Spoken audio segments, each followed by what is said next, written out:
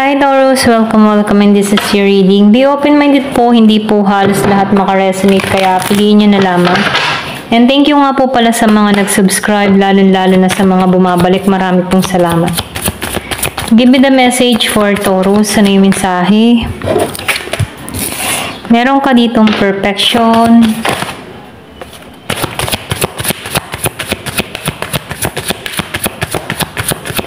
Nakikita ko dito, no, yung iba sa'yo na meron ka ditong hinihiling, merong manifest kang ginagawa, okay?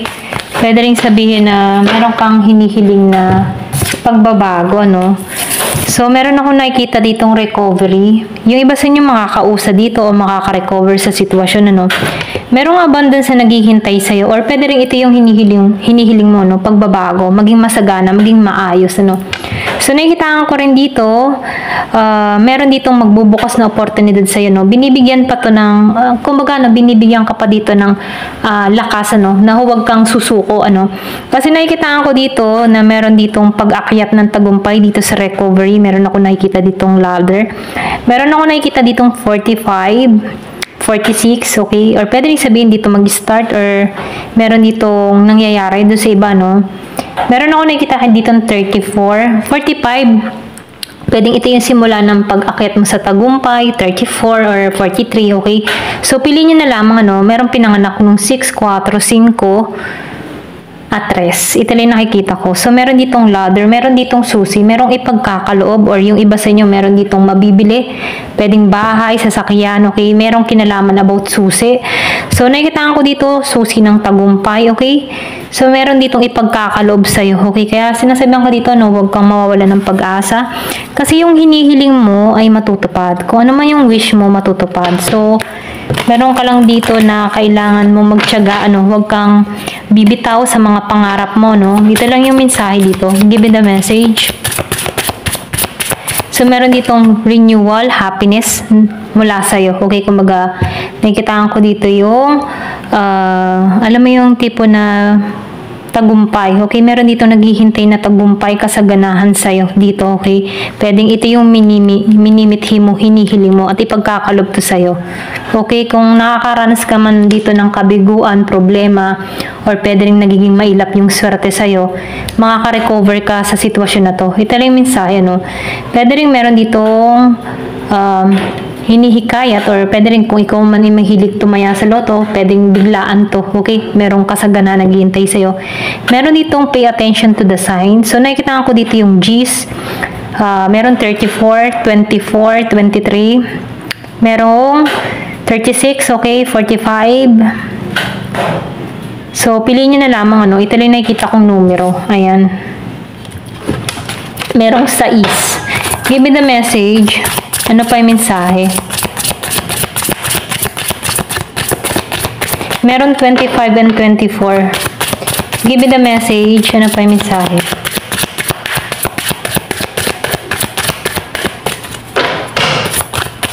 So, nakikita ko dito, no? Pay attention to the sign. Makikita mo yung senyales or sign.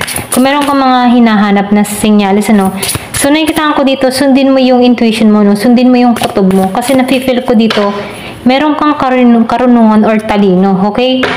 So, meron kang matutuklasan dito. Ito lang yung nakikita ko. So, yung iba sa inyo, pwedeng nakakaramdam ka ng mga hirap, ano, pagsubok, okay? Kung makikita mo, nasa dark shadow ka or pwede rin sabihin, piling mo wala ka nang nakikitang pag-asa or liwanag, ano. Pero ito yung sinyales na yung bang tipo na once na nakaranas ka ng kapighatian, sobrang problema na hindi mo na alam kung kaya mo pa bang bumangon, ano. Ito yung sign na sinusubo ka dito. Ito lang nakikita ko. Meron cross. So, meron dito mga nakamatsyag or pwede rin sabihin, merong tumutukso sa'yo, no, na huwag kang umusad, okay? Pero ganun pa man, tinuturuan ka dito na makita mo yung liwanag, okay? So, nafe-feel ko dito na kailangan mo dito manampalataya, manalig, okay? Magtiwala ka sa proseso niya kasi makaka-recover ka sa sitwasyon na kinakaharap mo, no? So, nakikita ko dito na binibigyan ka dito ng talino or pwede rin ginigising ka dito sa sitwasyon na kinakaharap mo. Kung ikaw may problema sa pera, paglubog ka, or may paglubog, may pagsakit, or kung nagkakaroon ka ng sakit, mga ganyan, ano? Yung sobrang hirap na sitwasyon, ano? So, yun yung darkness na para sa'yo, no? Na kung saan feeling mo wala ng pag-asa. Pero ganun pa man, binibigyan ka dito ng kaliwanagan na huwag kang susuko, no? Kasi binibigyan ka dito ng sign, okay? Na makaka-recover ka sa sitwasyon, okay? May pinanganak ng G's. So, meron ditong rejection. So, nakikita ko dito, yung iba sa inyo, meron ditong tao na nag-reject sa'yo, okay? Or pwede rin sabihin na feeling down ka, or pwede rin sabihin na hindi ka pinagtuunan ng pansin ng tao nito, no? Pero nakikita ko dito, may oras at panahon dito, no? So, meron pa rin kayong soul contract ng tao nito. Ito rin na-feel ko, no? Kasi kung makikita mo dito, may sapot about dito sa babae, dito sa larawan ng lalaki, no? Pwedeng meron kang naiisip na tao, no? Meron kang mga alaala or good memories dito sa tao nito. Nahirap kang pakawalan, no? So, nakikita ko dito na once na nahihirapan ka na sa sitwasyon, ito na yung time para i-let go mo na to, okay? Kasi nakikita ko dito yung oras, no? Ikaw yung magpapasya dito ng oras o panahon para tanggalan tong mga nagpapahirap sa sitwasyon mo. Once na nahihirapan ka na sa sitwasyon mo, binibigyan ka dito ng talino na pagtuunan mo yung sarili mo, okay? Sa paglago mo, okay? So, meron ditong paggising na nangyayari dun sa iba, no? So, piliin nyo yung part nyo, no? Ito lang yung nakikita ko. May pinanganak ng 13. Give me the message. Ano pa yung mensahe?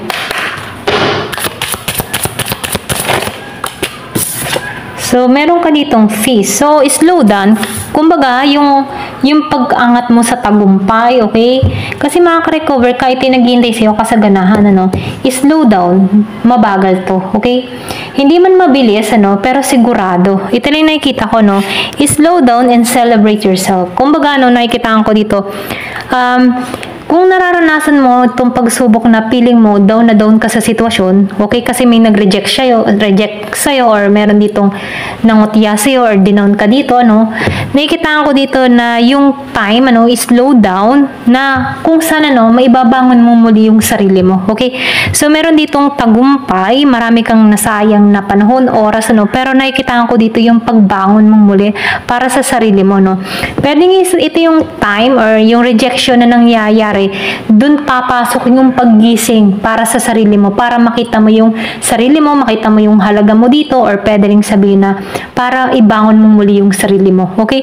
Kasi minsan yung rejection, yung mga masasakit na nangyayari or inayawan ka ng mga taong minahal mo, kumbaga hindi ka tinanggap, ito yung time para binibigyan ka ng katatagan na pagtuunan yung sarili, ibangon yung sarili, okay? So, imbes na once na nireject ka, down ka, huwag ganun, ano. Imbes, patunayan mo na hindi ka dapat nire-reject, ano. Kumbaga, patunayan mo na magtatagumpay ka. Kasi ito yung naghihintay si tagumpay, abundance, ano. So, makaka-recover ka sa sitwasyon. Kumbaga, yung rejection na pinaranas sa'yo, ito yung gawin mong susi, ano, para maibangon mong muli yung sarili mo. Pay attention to the sign, okay? Yung rejection, minsan yung rejection ay matatawag na yun ay protection, ano? Protection para sa sarili mo, or pwede rin sabihin para maiusad mo yung sarili mo, no? Minsan kasi ang rejection na yun ay disguise kung para maibangon mo yung sarili mo, para mas magikang mas matatag or ma-develop mo yung sarili mo or makita mo pa yung mga kakayahan mo, okay? So, nafe-feel ko dito yung abundance, tagumpay sa'yo, confident, okay? So, nakikita ko dito yung pagbangon mong muli, okay? Kaya, huwag kang susuko kung meron mga tao na nagbigay sa'yo ng mga pasakit, lungkot, mga ganyan, ano? Ibangon mong muli yung sarili mo, okay? Give me the message. Ano pa yung mensahe? So, meron ditong cassette. So, nakikita ko dito, no? It's time to healing, not wire. Kumbaga, ito na yung oras para hilumin yung mga nakaraan, hilumin yung mga nararanasan, okay? Nakabiguan, sakit, pain, or heartbroken, o ano pa man yung kabiguan na naranasan mo. Ito na yung time para maghilom dito at para hindi gumante, hindi manakit, hindi magalit, ano. So, binibigyan ka dito ng sign, ano, na kahit nakaranas ka ng masasakit na karanasan, ano, mas mainam na hilumin mo yung sarili mo, okay? At huwag makipag-away, makipaggulo, okay? Kumbaga, tanggalin yung galit na nararamdaman. Kasi once na nagagalit ka, hindi ka makakaisip ng mga positive mindset, ano? Kasi, pinupuno ka ng galit, emotion, na kung saan yung galit na yan yung humihila sa'yo para hindi mo makita yung ganda ng buhay, okay? So, mainam, minumungkahi dito, no? Ihil mo yung puso mo kung nakaranas ka ng mga pagsubok, pain na ganyan, okay? Masakit man, pero ihilo mo yung sarili mo at huwag kang gumante, okay? Kumbaga, isantabi mo na yan at dun ka magtuon sa paglago mo. Kasi nafe-feel ko dito na magtatagumpay ka, okay? Give me the message. Ano pa yung mensahe?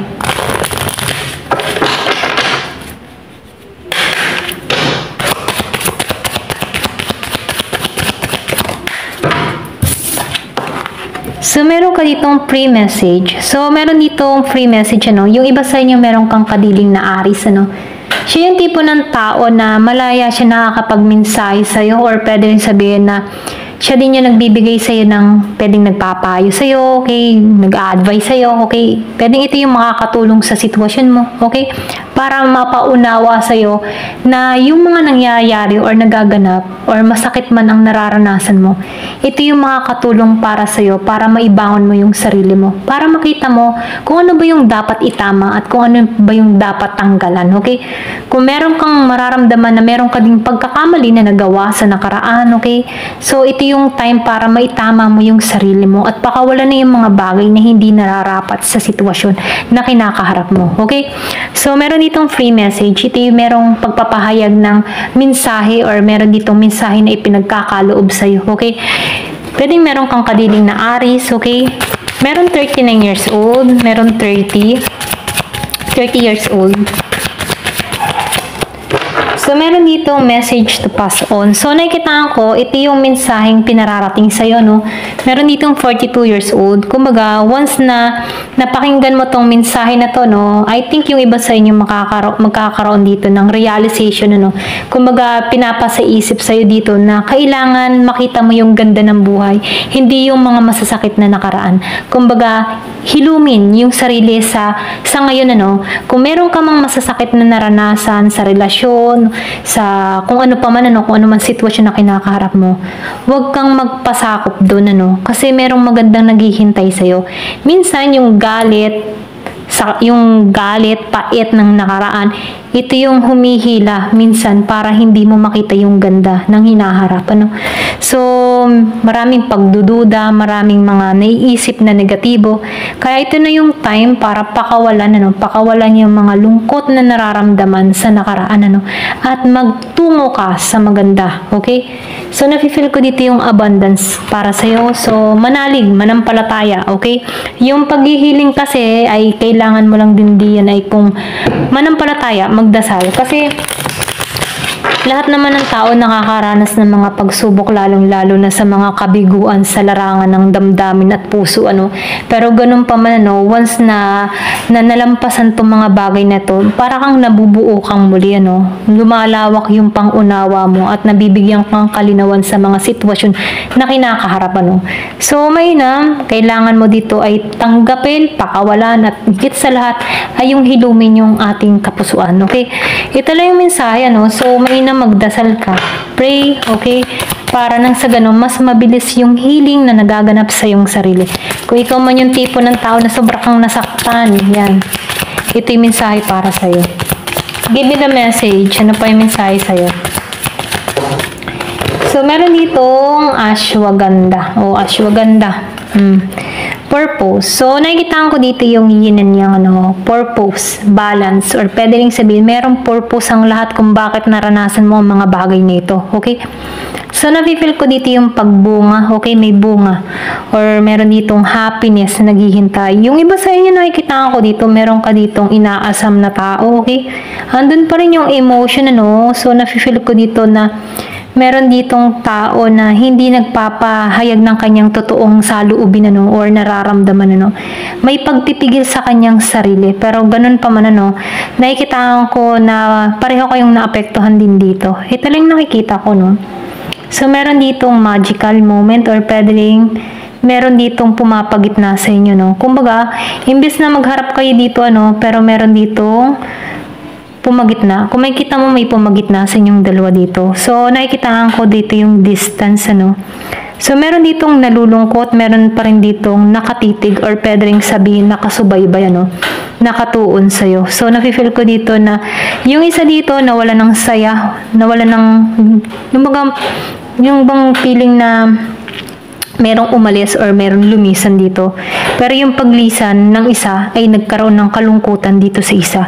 Nawalan yung sigla at buhay niya dito. Ito lang nakikita ko na kung saan yung isa dito ay, alam mo yung isa dito malakas ang intuition So, piliin mo yung energy mo, So, nakikita ko dito, meron ditong nalulungkot, okay? Pwedeng ikaw, pwede yung tao mo, kung meron ka man ditong person, So, meron ditong distance sa inyong dalawa. Ayan.